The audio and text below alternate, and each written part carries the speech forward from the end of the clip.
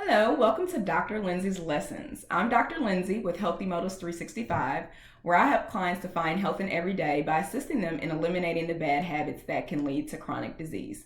So, today's lesson is all about portion control.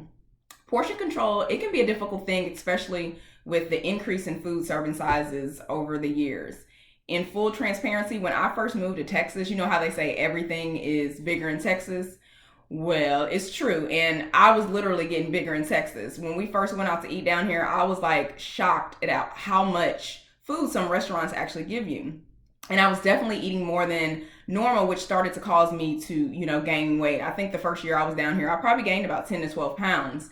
And I know a lot of it had to do with just trying to adjust to a new job, a new city. We didn't have a lot of family, no friends down here. So it was just literally me, my husband, and my kids. And so it took some time just to kind of, adjust.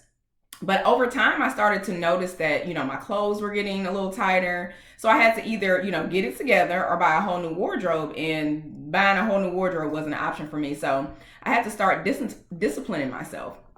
And so the first thing I want to talk about is, what should your plate look like? And this may sound like a weird question. I'm not talking about what it looks like in design of your plate, but rather what it should look like once you have placed food on it. So after you make your plate, or before you make your plate, start to think about some of these questions. When you normally make your plate, is your plate mostly meat and potatoes? Are there fruits and vegetables on your plate?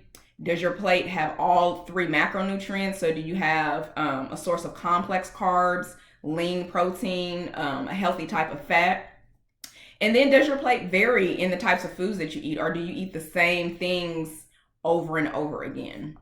And so when I think about, making my plate, I think about, it's called the 50-25-25 rule of thumb. And so ideally 50% of your plate should be fruits and vegetables. And then the other half should be a combination of starchy vegetables or whole grains, so 25%. And then the other 25% should be some type of lean protein, a source. And that doesn't have to be meat, but there's other sources of protein as well. So now that you know what your plate should look like, let's move on to how much you should be putting on your plate. The more food that's available to you, the more that you're likely to eat. I'm pretty sure you've heard the saying, your eyes are bigger than your stomach. So in other words, you put way too much food on your plate and then you can't possibly eat it. But unfortunately, sometimes we'll try. You think about when you're younger and your parents say, you better eat everything on your plate. And so sometimes when we get older, we kind of still get into that mode and we have to finish everything that's on our plate.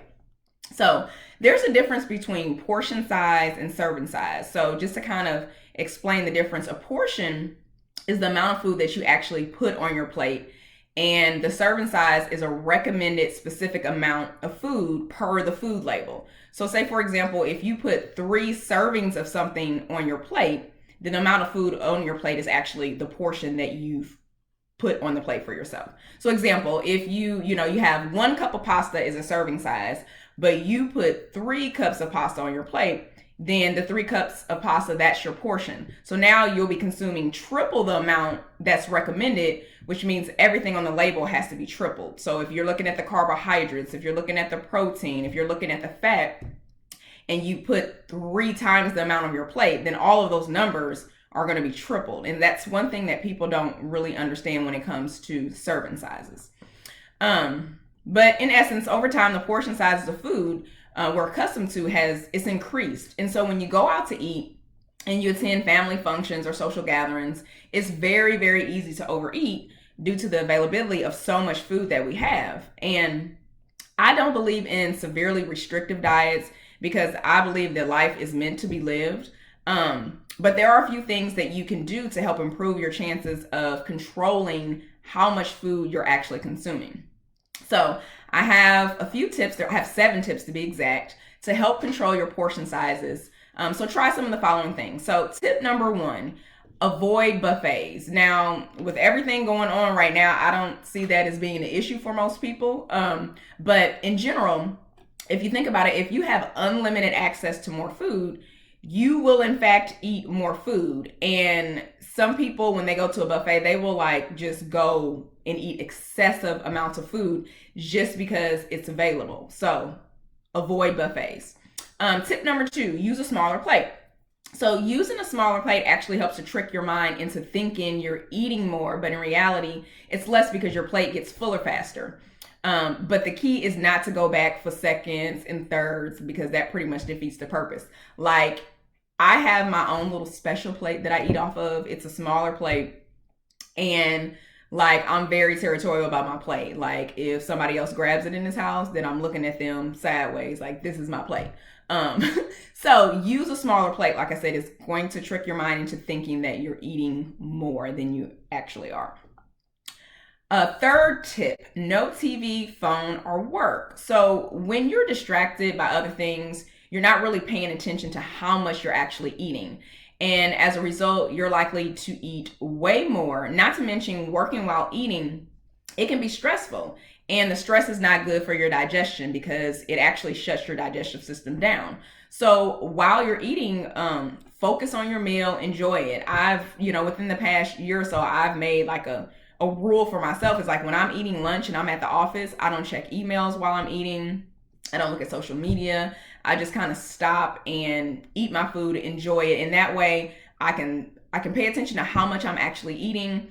And I don't see something that, initiates like a stress response, and now my digestion is shut down, and it creates a slew of problems. So again, when you're eating, no TV, phone, or work. Tip number 4, drink a glass of water. So drinking a glass of water before your meal, it actually helps to fill your belly up, and it will naturally help you to eat less. In some cases, when we think we're hungry, then we're actually thirsty. So drinking a glass of water it can help to take that hunger feeling away. Or if you are actually hungry, it's going to help to fill that belly so you don't end up eating so much food. And water is healthy for you. Tip number 5, try not to eat from the bag or the box. So when you eat directly from the bag, then you'll eat more because you have an unlimited supply of whatever you're eating. So one way to combat this is to, first of all, you can divide the bag up into smaller servings, and that way you can control how much you're eating. Or you can also, only buy one single serving of something. That way the measuring's already done for you. But of course, this can be a little bit more expensive. And then that's one thing that I do. If I do, want some chips or a soda or what have you, instead of buying a 12-pack or a 6-pack or a big bag of chips, buy one serving. And that way you don't have access to large amounts of unhealthy food. So it's kind of out of sight, out of mind. Tip number 6, add vegetables. So adding a few servings of vegetables to your pasta, stir fry, or casserole, it'll help to fill you up, and it's going to also help to cut calories. And vegetables are full of water and fiber, so they're going to help bulk up your meals, and you're going to get satisfied a lot faster. So that's why you need to make sure that you're eating fruits and veggies with every single meal. Tip number 7, use a measuring cup. Now, this method works best if you're at home because obviously most people don't walk around with measuring cups, but if you do, no judgment here. So when you're preparing your plate, just pay attention to the serving size and then use a measuring cup to make sure that you're sticking to the appropriate serving sizes. So as you can see, there are some pretty easy things that you can do to start controlling the amount of foods that you're eating. So to reiterate, tip number 1 was avoid buffets. Tip number 2 was use a smaller plate. Tip number 3 was no TV, phone, or work while eating. Tip number 4, drink water. Tip number 5, don't eat out of the bag or box. Tip number 6, add veggies to your plate. And tip number 7, use measuring cups. Yes, there are more advanced things you can do, like weighing your food, but right now the point is to make easy changes. That way you can implement them immediately. So now is the time to take some action, because remember, knowledge without application is useless. So when you get this information, start to apply it in your life. And no, you don't have to do everything all at once, but pick a few things to start to do so that way you can start to slowly transition into controlling your portion sizes. So be sure to follow Healthy Motos 365 on Instagram and Facebook for more information on how to transition to a healthier lifestyle. And as always, I encourage you to find health in every day. I'm Dr. Lindsay, and I will see you next time. Stay well and stay blessed.